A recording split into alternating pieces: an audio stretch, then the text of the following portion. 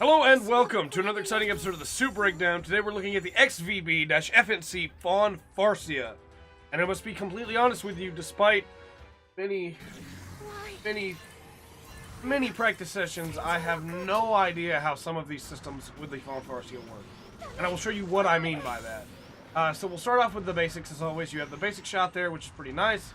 Ammo, reloads pretty quickly. Full charge for shotgun blast. Desil will shoot along with you. He is your striker that is constantly here. Not this striker, but the other striker. Pretty effective. Does a pretty good job. But there's some inconsistencies with it that make it a little interesting. Like, he's not shooting there, but he is shooting there. I'm not sure if he doesn't have a hidden ammo counter that you're not able to see, or if he just decides not to fire sometimes. It's really unclear. I feel like Sergei in the Tautsi with Soma is a lot easier to figure out when he will fight and when he won't, and Desil just is not. You have funnels on the bumper. Funnels, of course, work just as you would think. They're very good. They're very effective. You can even summon them in on top of you to be able to try and deflect some beams for you. They're not very effective at that, but you know, hey, funnels are funnels, right? You also have your right trigger allows you to send Desil forward to attack or to fire a beam. I will tell you that I pushed the same input of trigger with no movement input both times there and got two different effects. Again, I'm not sure if Desil just wants to be difficult. I've been able to successfully force the beam by doing forward and it or back and it.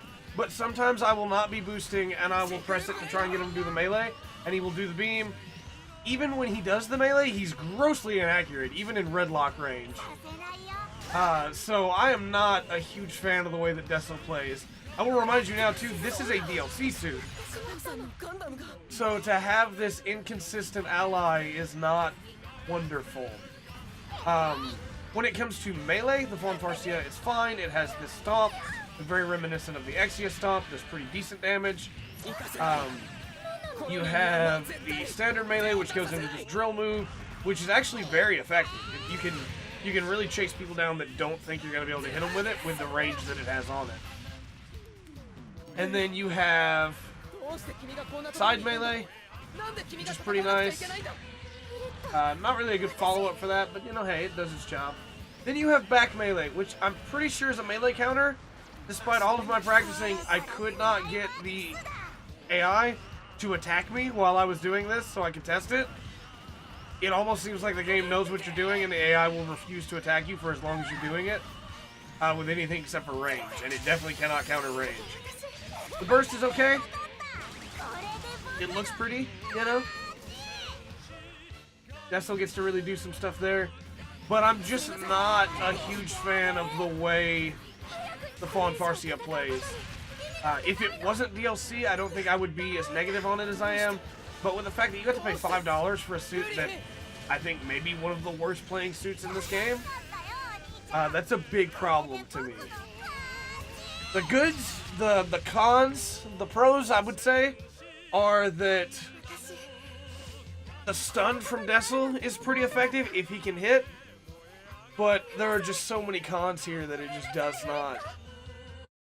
not really feel like you should ever use the Fawn Farsia or even purchase it unless you're just a huge fan of Yudin. With all that said, though, sorry for being so negative. I normally am not as negative on this, but I definitely want you to know I do not think you should purchase the Fawn Farsia DLC.